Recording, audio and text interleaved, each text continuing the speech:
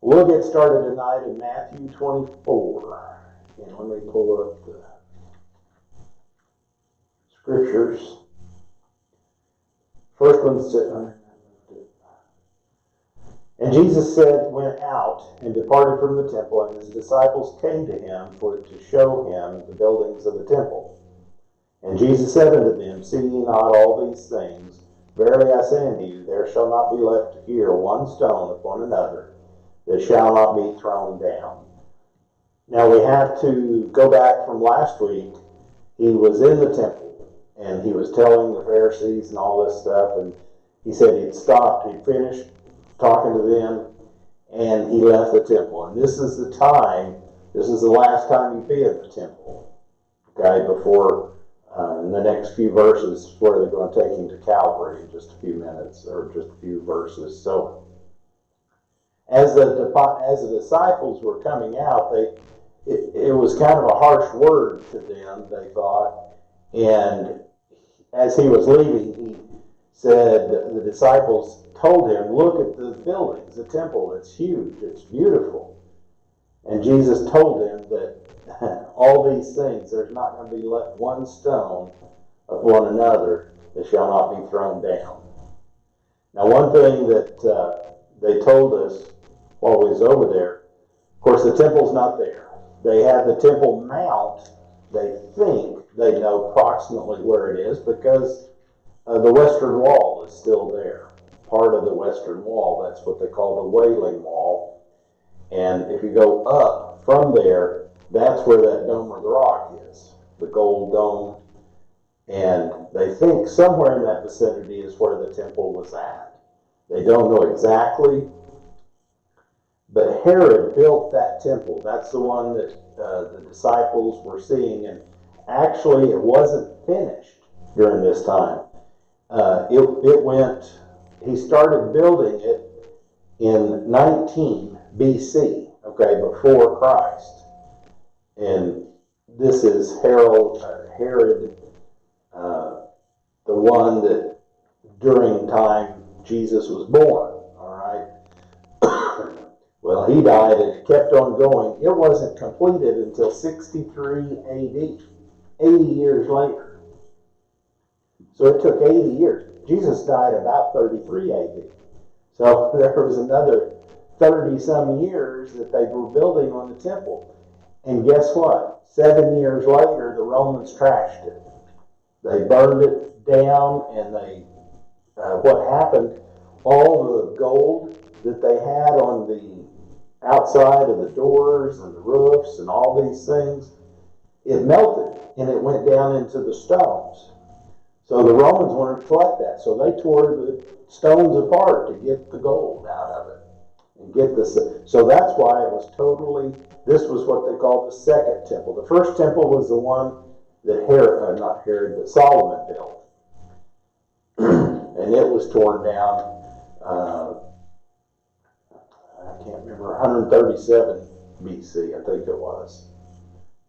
So Jesus was telling them, prophesying that this building's not going to last. Okay? Not one stone's going to be left on another. So 40 years after Jesus said that, there was the revolution in AD 70, and that's where it got tore down. Since it's just three of us tonight, I'll just read them all. And I'm still down on verse 1. All right, let me go to the next one. Verse 3, And as he sat upon the Mount of Olives, the disciples came unto him privately, saying, Tell us when shall these things be, and what shall be the sign of thy coming and of the end of the world? Now, as we've talked about before, the temple is over on the west side of the Jordan River, the Kidron Valley. There's a valley, big valley in between, and then on the other side of it is the Mount of Olives. And it's a good ways. It would be probably a mile walk down the valley and back up, maybe even longer. So they come up to the Mount of Olives, and the disciples had that particular thoughts in their mind, what was going on. And they told them that what's going to happen. And so they asked him 3 different questions. Some people think it's 2, but it really looks like 3 to me. It says, first, tell us, when shall these things be, when the temple's going to be torn down? And what shall be the sign of thy coming and of the end of the world? Now those questions 2 and 3 could be run together, and it's kind of the way they wrote it. I don't know if this is exactly the way it's what Matthew recorded it as, but is it how they asked it? Was it 2 separate questions or 1? We don't really know. But he's telling them, and this is what the rest of the chapter is describing. When will this happen? Because he told them not one of these stones are going to be left upon one another. So that's where he goes on to, it starts telling them. So Matthew chapter 24, 4 and 8. And Jesus answered and said unto them, Take heed that no man deceive you, for many shall come in my name, saying, I am Christ, and shall deceive many.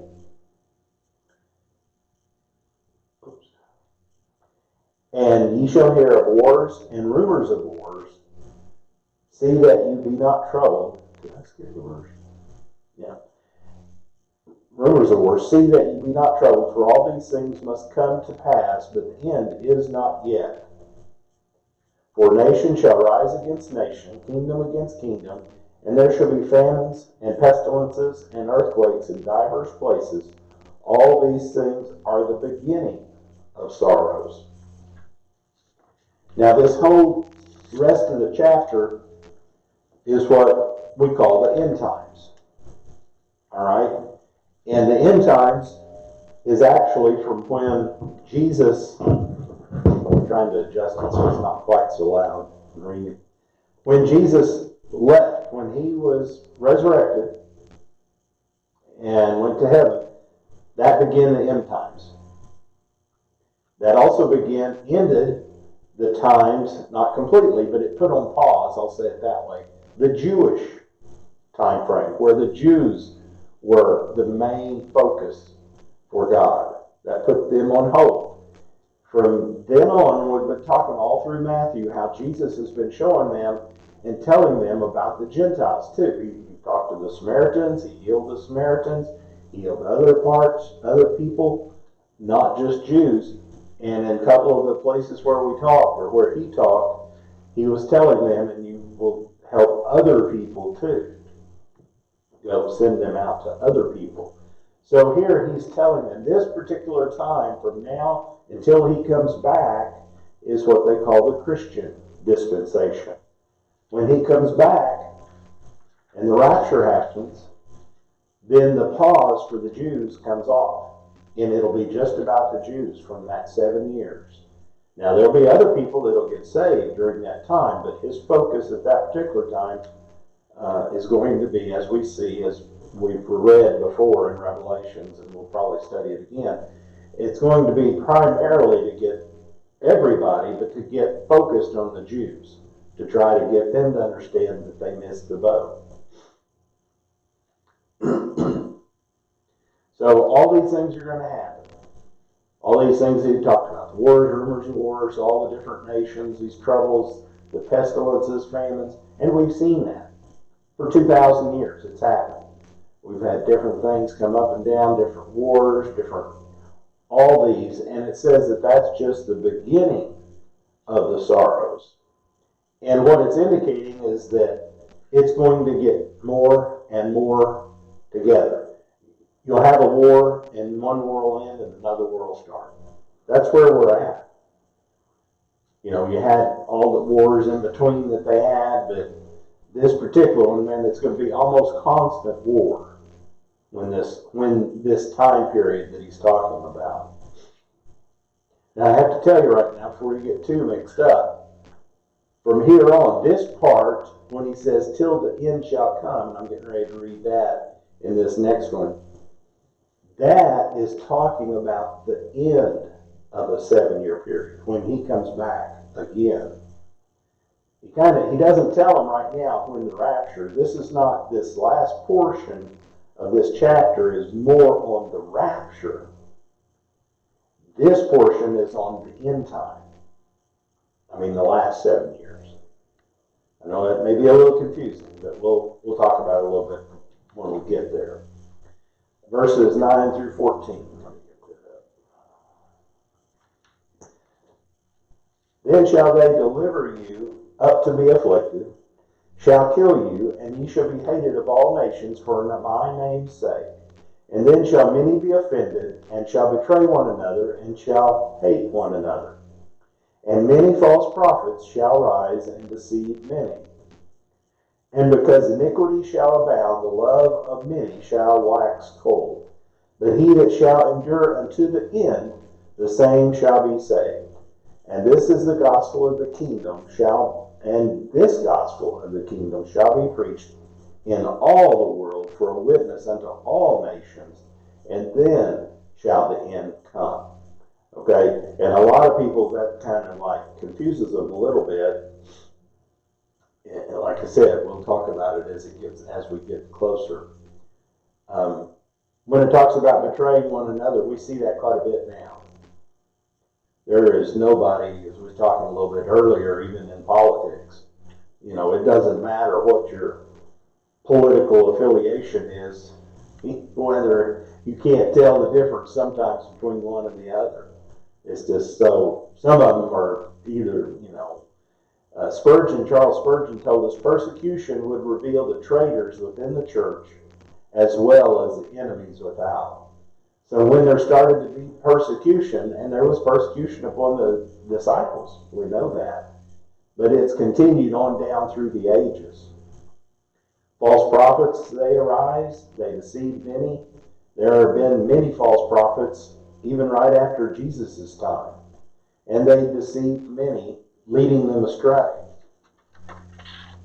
There was one particular one, and I see if I can find it. Going down here a little bit. We'll catch it in a minute. 1844, where they really thought the Lord was coming back in that time. And it didn't happen. And a lot of people down. 1844, yeah, way back then. There was people prophesying all these things happening and all that. So, and it didn't happen. So you got a lot of people disappointed. Same thing as like Brother Efferson's talked many times, 1988. 2000. Yeah, 2000. Several of them have said that that's what's going to happen.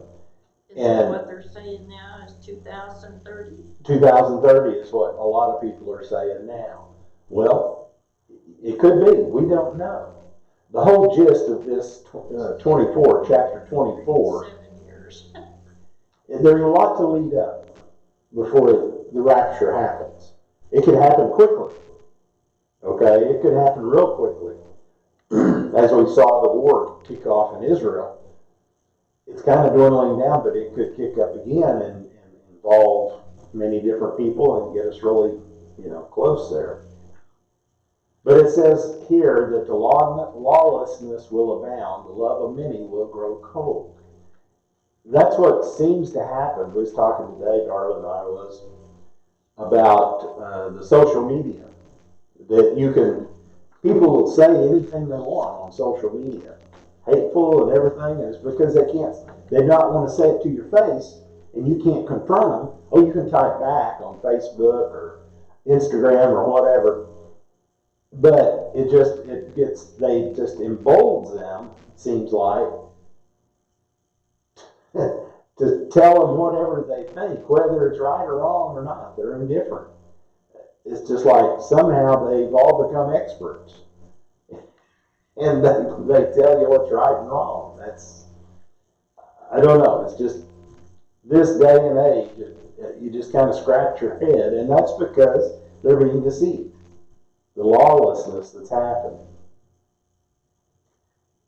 Matthew tells us, Jesus said in 15, he quotes Daniel, "When ye therefore see the abomination of desolation spoken of by Daniel the prophet stand in the holy place, whoso readeth, let him understand." And we'll get to the next part of that. But that's what he's trying to tell them. There's going to be many people come up and down. We've seen in our lifetimes, Stalin, Mussolini, and all the people that seems like Hitler, it seems like they're Castro, that they're Antichrist, but they weren't. They may have the spirit of the Antichrist in them, but they're not, and that's not at that particular time.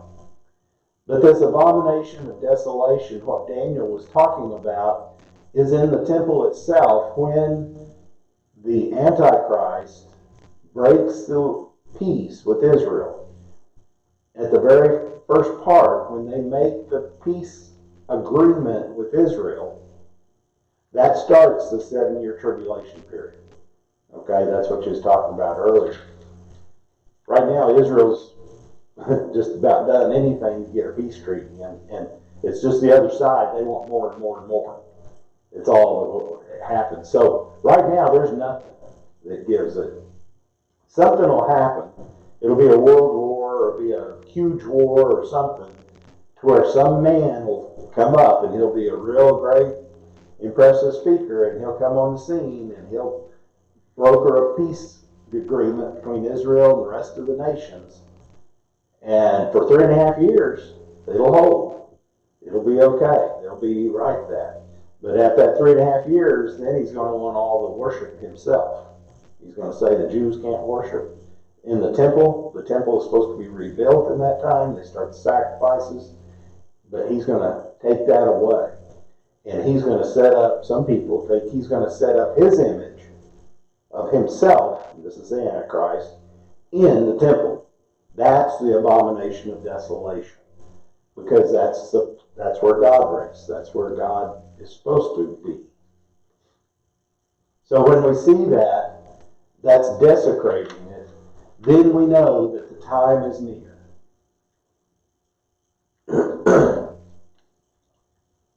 Now, you can go back, you can read all this on page 9. There's a lot in here. Some people think that it's already been fulfilled. All this, that's a whole different, we being essentially premillennialist, pre-tribulation, we don't believe this has happened yet. Some people believe it's already happened. And we're in the 1,000-year reign right now. Some people, they call them amillennialists, I believe. So Paul elaborates a little bit on the abomination of desolation in 2 Thessalonians. Says that day will not come unless the falling away comes first, and the man of sin, which is the Antichrist, is revealed, that son of perdition, or the son of perdition, who opposes and exalts himself above all that is called God, or that is worshipped, so that he sits as God in the temple of God, showing himself that he is God. So that's a little bit more what Jesus was trying to tell the disciples. That when that happens, you know that you're in the end times. You're in that time period. Were you over there in some of that area? We were right there at the Western Wall, where that's at. We were up and down that Kidron Valley. We were over on the Mount of Olives. It was amazing to see all that. We've shown a little bit of pictures. We need to show you some more.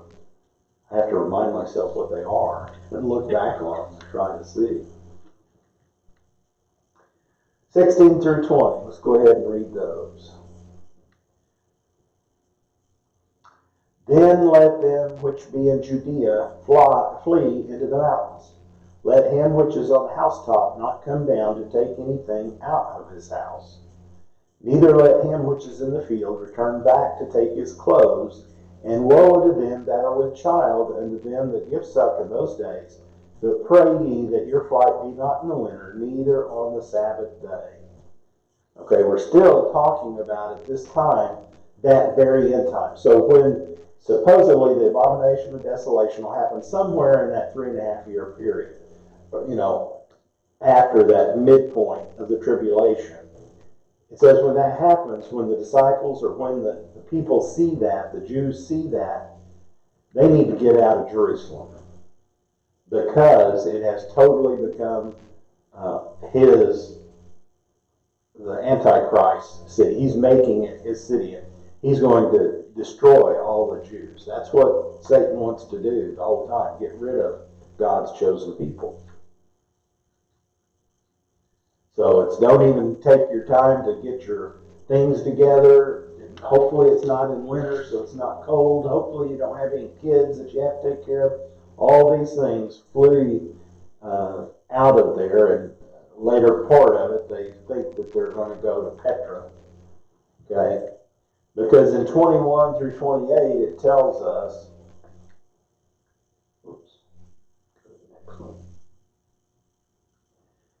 for then shall be great tribulation, such as was not since the beginning of the world to this time, no, nor ever shall be. And except those days should be shortened, there should be no flesh be saved, but for the elect's sake, those days should be shortened. Then if any man say unto you, Lo, here is Christ, or there, believe it not. For there shall arise false Christs and false prophets, and shall show great signs and wonders, insomuch that, if it were possible, they shall deceive the very elect. Behold, I have told you before, wherefore, if they shall say unto you, Behold, he is in the desert, go not forth.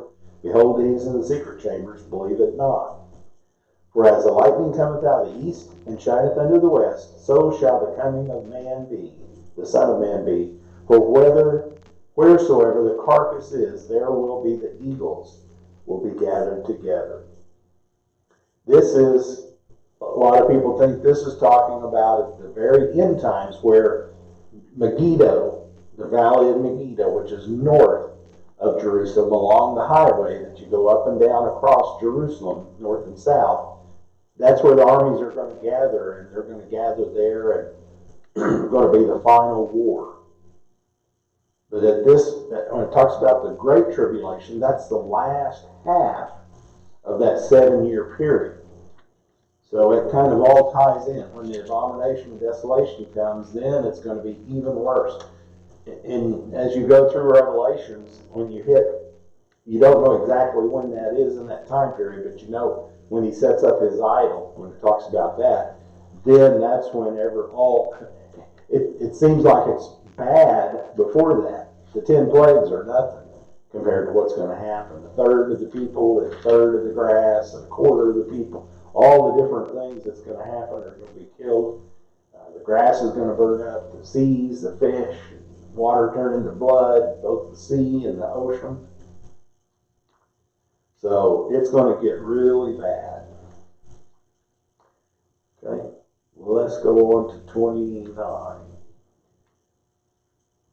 Immediately after the tribulation, those days shall be darkened, and the moon shall not give her light, and the stars shall fall from heaven, and the powers of heaven shall be shaken. And then shall appear the sign of the Son of Man in heaven, and then shall all the tribes of the earth mourn, and thou shalt see the Son of Man coming in the clouds of heaven with power and glory. And he shall send his angels with a great sound of a trumpet, and they shall gather together his elect from the four winds, from one end of heaven to the other. So at that particular time, that is the very last time. That's when Christ is coming back. He's going to touch down on earth, and that will be the end of the 7-year period. And then he has that final war, and after that, then the millennial reign, and those people that are going to be in that. Hopefully we're one of them. It says that many things are going to happen. The sun will be darkened, the moon won't give its light, so it's going to be darkened. They say even up to maybe a third of what it is. Just think now, when it's on a cloudy day, that sun still shines through. Just think if it's a third of that sunlight. If it's there very long, things aren't going to grow. Things aren't going to do anything because it's going to have that sunlight.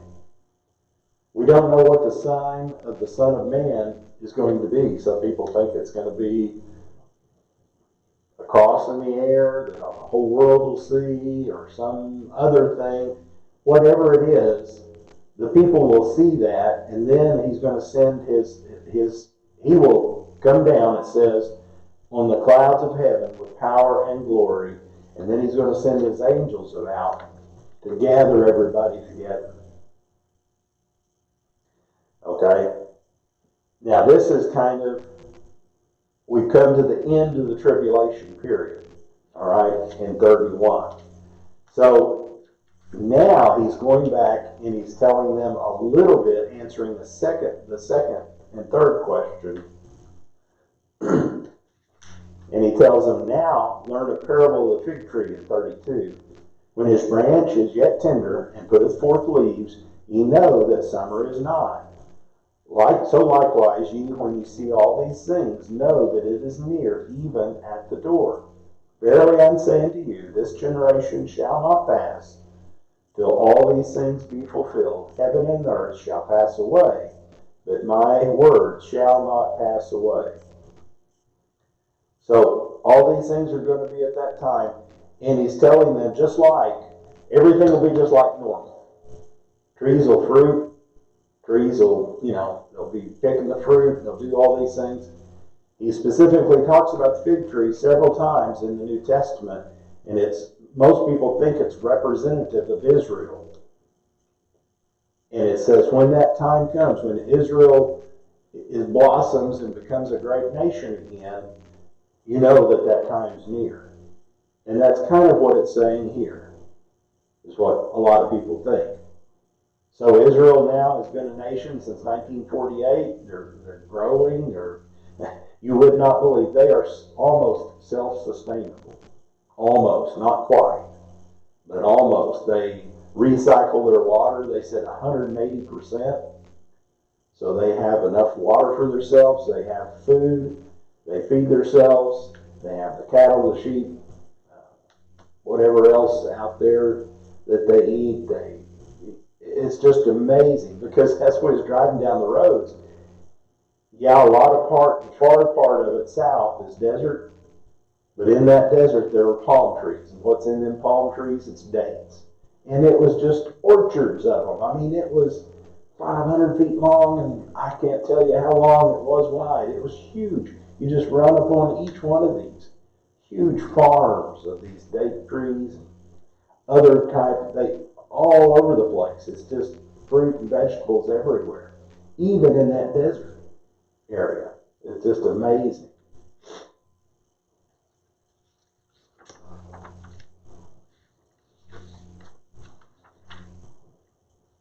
Now, we go to 36, and he starts answering a little bit of that question, like we said. But of that day and hour knoweth no man, not the angels of heaven, but my Father only. He's answering the question, when does the time come? He doesn't know. He doesn't even know. He knows all these things are going to be leading up to it, and at that very end, but then he's given them a clue here in just a few minutes in the next one, that it's going to happen as we see these other things. But as the actual day, hour, time, whatever you want to say it, only the Father is ready. And one of the things that we heard, we talked about before, in the Jewish marriage, especially in the Galilean, which is where Jesus was from, when they would get espoused, when a man and woman would say get married, they would go and the man would ask the wife, the wife's father, well, actually, his father would ask their father. They would come to an agreement, come to a dowry, and then the guy would go back home, and he would live about a year. That would be their betrothal period, that fiancé period, engagement.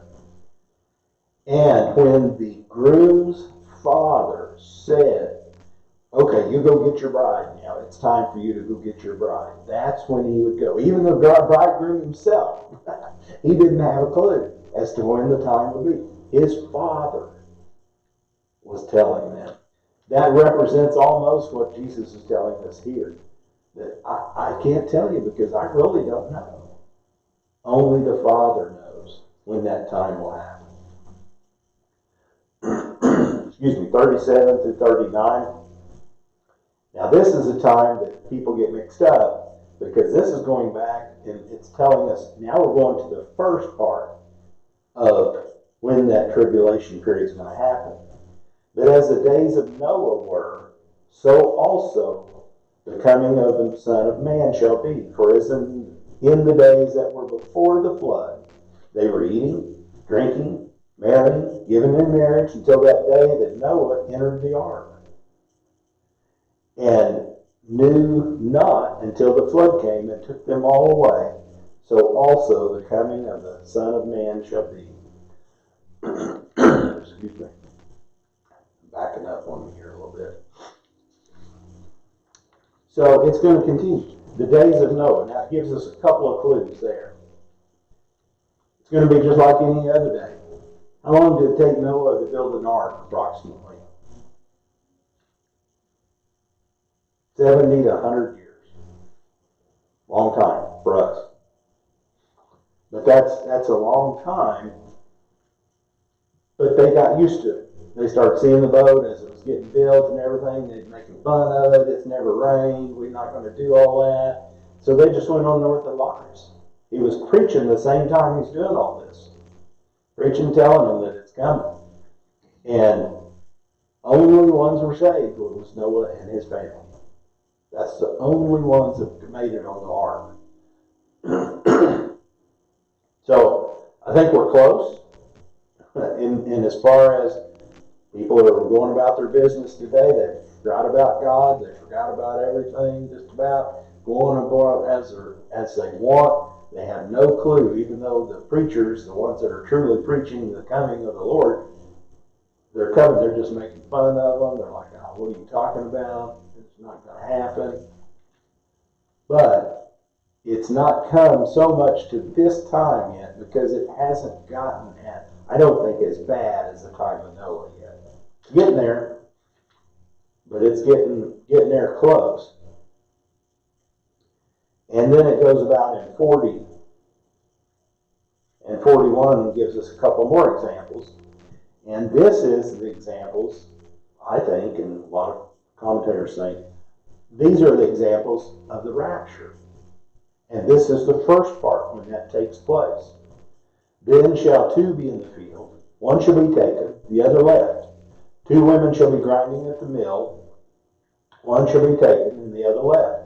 Watch ye therefore, for ye know not what hour your Lord doth come. But know this, that if the good man of the house had known in what watch the thief would come, he would have watched, and would not have suffered his house to be broken up. Therefore be ye also ready, for in such an hour as ye think the Son of Man cometh. So it's telling us that we need to be careful. We need to be watchful. It's unexpected, and it's business as a world business as usual. And the difference between, we have to go to 1 Thessalonians to tell what the difference between the rapture and Christ's second coming is. Okay, that's two different time periods. We're meeting him in the air. He doesn't touch down the first time in the rapture.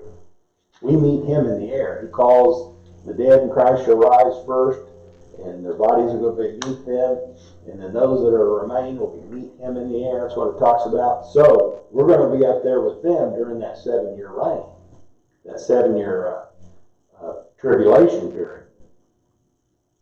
So this particular time, a lot of people get this confused, or that they think it contradicts one another, because the verses before that, it seemed like, well, it was going on like normal, and everything was happening, all of a sudden it happened. Now it's going to be all these signs are happening, and you should be able to tell. Well, it's because it's two different time periods. It's the whole end time period. But you're talking about either the first of the time period, the tribulation, or the end of the tribulation. So that's why when will the end be? That last question, he kind of answered first. Is kind of what I view it as. But then he starts telling them those signs. Then he gives them a couple of last examples. It says, "Who then is faithful and wise servant, whom his Lord hath made ruler over his household, to give him meat in due season? Blessed is that servant whom his Lord, when he cometh, shall find so doing. Verily I say unto you, that he shall make him ruler over all his goods." So, in that particular time, when they had an area, as a big land, as we've said before, vineyard, whatever it might be, the guy is rich enough, he has several of these, he puts people in charge. And when he comes back, instead of like the bad men that we saw before that killed his sons and killed the people that he went to go get some wine, some of the wine from, or some of the proceeds from it, they killed his son even. Well, here, if they're found doing what he should be doing, he's a good ruler, and he's going to make him ruler over many cities. So that's what he's telling, keep on doing what you should be doing, telling the disciples that. And it's hard for them to believe, because he just told them, I'm going to be gone, I'm going to be leaving 3 days, I'm going to be gone, all these things. And their heads are just reeling at this particular time. They still don't quite understand what he's talking about. But then he tells them about the evil servant. And if that evil servant shall say in his heart, My Lord delayeth his coming, and shall begin to smite his fellow servants, and to eat and drink with the drunken,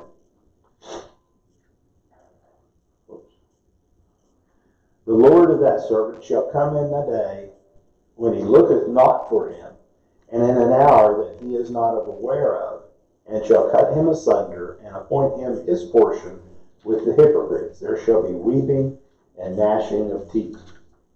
So that's what he's telling us in this last portion. You have to watch all these signs, everything that's given. We need to understand the signs, but the most important part is we need to be careful and be ready, be watching for him, because he is coming back. It's just like it goes into different, I think we'll talk about it on one of the other lessons about the 5 foolish and the 5 wise virgins. Some had oil, they were ready, and 5 didn't. They didn't have them. So, any questions? Look, you guys are looking at something else. Now, got it back on you guys. Very good, very good. Well, thank you all for coming. We'll see everybody Sunday. Talk to you later. He's supposed to be. He said he's leaving tomorrow morning.